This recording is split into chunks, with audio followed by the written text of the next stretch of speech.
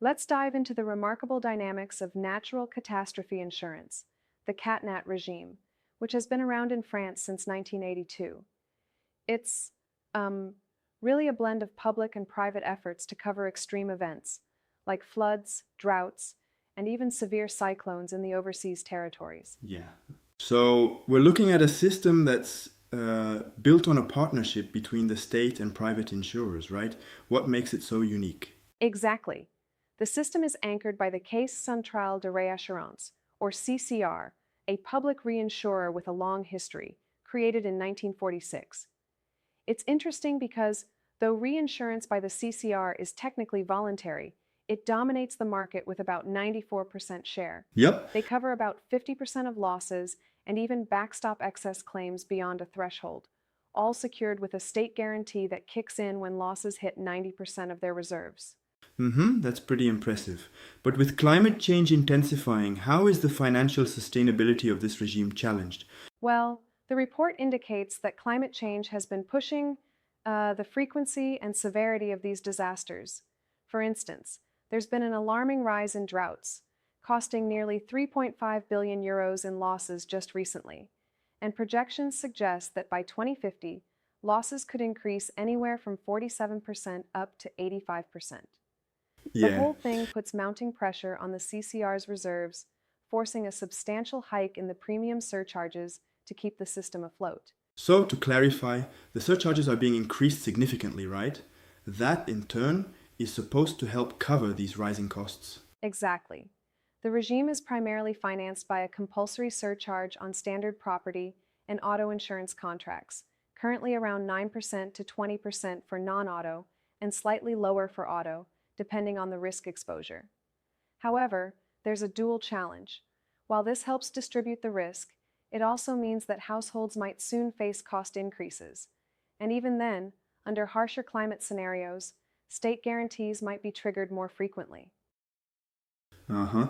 I have to ask though, don't you think increasing the premium is a bit like putting a band aid on a larger wound?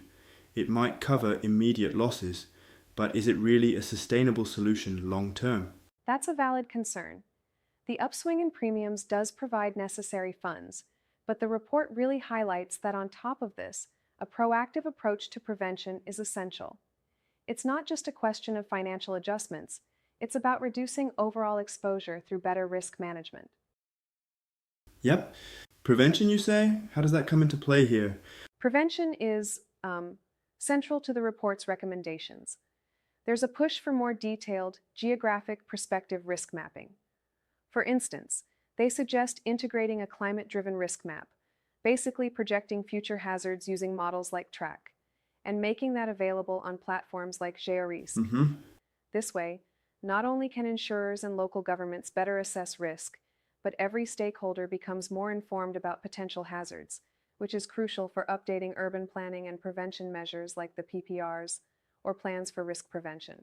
It's kind of like building an informed shield, right? Everyone knows where the weak spots are and can fortify them. Exactly. It's like a collective defense against the unpredictable effects of climate change.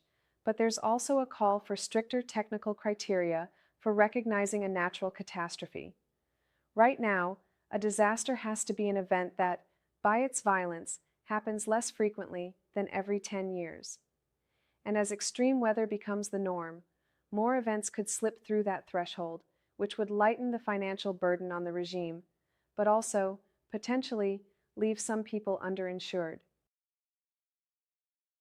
Yeah, true. And that brings up the issue of political interference, doesn't it? I mean, if there's pressure to, say, widen or narrow the criteria for what counts as a catastrophe, that could skew the whole balance. Absolutely. And the report is quite clear about that, urging that the commissions responsible for determining these criteria remain independent.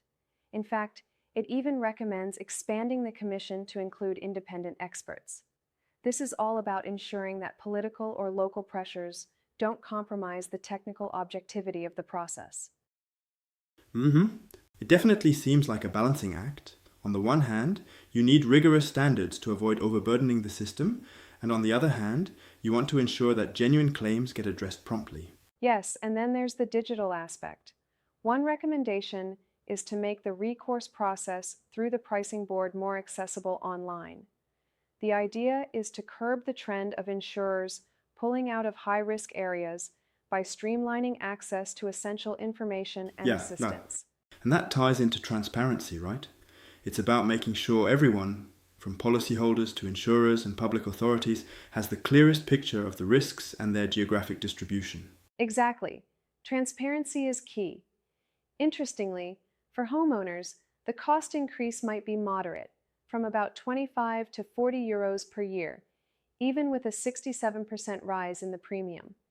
But in areas where the risk is significantly higher, like the Antilles, the CCR estimates that without the Cat-Nat scheme, these costs could be 10 times higher.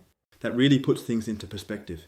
You have this delicate balance between affordable coverage for the majority and the inherent risk of severe financial impacts from more frequent, intense disasters. Yes, and the report takes a holistic view. It even outlines 8 comprehensive recommendations, from publishing an annual observatory report and refining risk maps, to updating prevention plans and introducing independent expert assessments. Each of these measures is designed to bolster the system's resilience and ensure a more sustainable financial future. Absolutely. So summing it up, the Cat-Nat regime stands as a robust, solidarity-based attempt to manage natural risks, but it's at a crossroads. The escalating impacts of climate change are testing its limits, and proactive prevention alongside technical, transparent financial reviews are imperative. Exactly. And it's a wake-up call. This isn't just a niche insurance issue. It's central to managing public funds and protecting society against climate hazards. If these measures aren't implemented well and on time, we risk overburdening the state with financial guarantees that clash with broader goals like reducing public debt. Right. It's a complex challenge, a mix of technical assessments, financial safeguards, and political independence. Really makes you appreciate how much thought goes into balancing these scales. Absolutely. And it all boils down to this. In a changing climate, proactive risk management and prevention need to go hand in hand with financial regulation. If not, the whole system could tilt, leading to heavier reliance on state support and ultimately unsustainable public spending. It certainly compels all the stakeholders, from policymakers to insurers and citizens, to be more vigilant and engaged. Really enlightening discussion today. Definitely. Staying ahead in this game means constantly adapting our approach to not only satisfy current needs, but also prepare for an uncertain future. It's like, continually reinforcing the safety net as the weather gets more unpredictable. Yeah. Thanks for this deep dive into the intricacies of the Cat-Nat system. It's been a truly insightful conversation on balancing financial sustainability with the growing threats of climate change. Thanks for joining in. It's discussions like these that spark the continuous improvement our systems require. Catch you next time.